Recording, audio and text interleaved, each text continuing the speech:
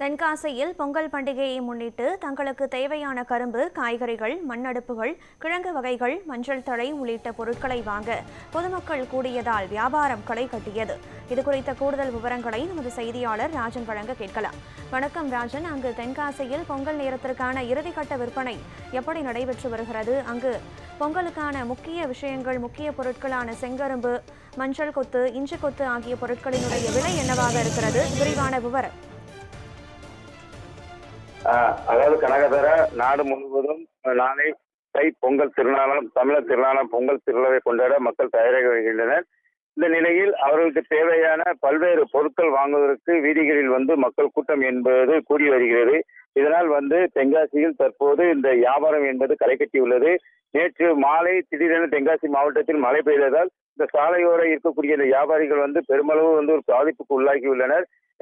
ஏனென்றால் அதாவது தீபாவளி சமயத்திலே இதே போலதான் இந்த பண்டிகை காலங்கள் மழை பெய்தது. அதே போல் நேற்றும் இந்த மழை பெய்ததால் அவர்கள் கவலை அடைந்துள்ளனர்.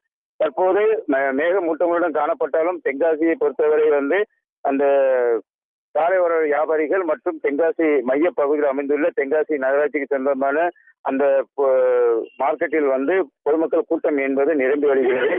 அதாவது தங்களுக்கு தேவையான செங்கரும்பு, பனங்கிழங்கு மற்றும் அனைத்து வகையான காய்கறி பொருட்கள் மற்றும் மஞ்சத்தலை உள்ளிட்ட பொங்கல் விடுவதற்கான மண் பானைகள் உள்ளிட்ட அனைத்து வகையான பொருட்கள் வாங்குவதற்கு வீதிகளில் மக்கள் ஒரே சமயத்தில் கூடியதால் இந்த பொங்கல் வியாபாரம் என்பது தற்போது களை கட்டி உள்ளது. ஏற்கனவே நாள்தோறும் அதாவது கடந்த வாரம் முதல் ஒரு சில காய்கறிகள் தற்போது ஒரு சில காய்கறிகள் விலையேற்றத்துடனும் ஒரு சில காய்கறிகள் விலை வீழ்ச்சியுடன் காணப்பட்டது. தற்போது நேற்று முதல் ஒரு சில காய்கறிகள் கணிசமாக விலை உயர்ந்து உள்ளது. இதனால் அந்த காய்கறி விவசாயிகள் மகிழ்ச்சி அடைந்துள்ளனர்.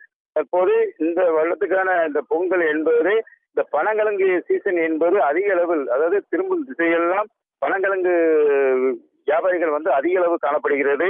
மேலும் அதே போல் இந்த கரும்பு வியாபாரிகளும் இந்த சாலை ஓரங்களில் தற்காலிகமாக கடை அமைத்து அந்த கரும்பு வியாபாரமும் என்பது நடைபெற்று வருகிறது.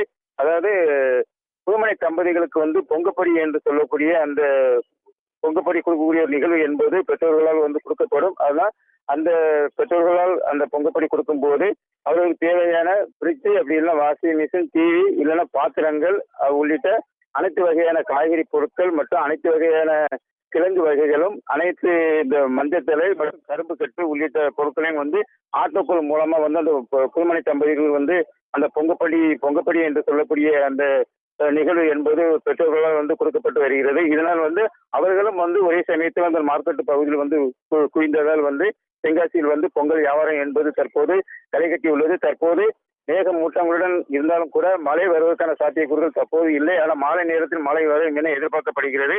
இதனால் தற்போது பொங்கல் வியாபாரத்தை முன்னிட்டு இந்த சாலையோர கடைகளை அமைத்து தற்போது இந்த வியாபாரம் செய்யக்கூடிய இந்த வியாபாரிகள் மகிழ்ச்சி அடைந்துள்ளனர்.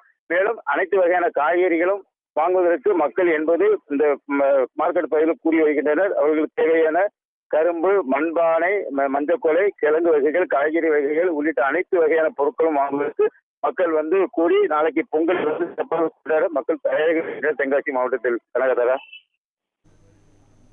விவரங்களை வழங்கியமைக்கு நன்றி ராஜன்.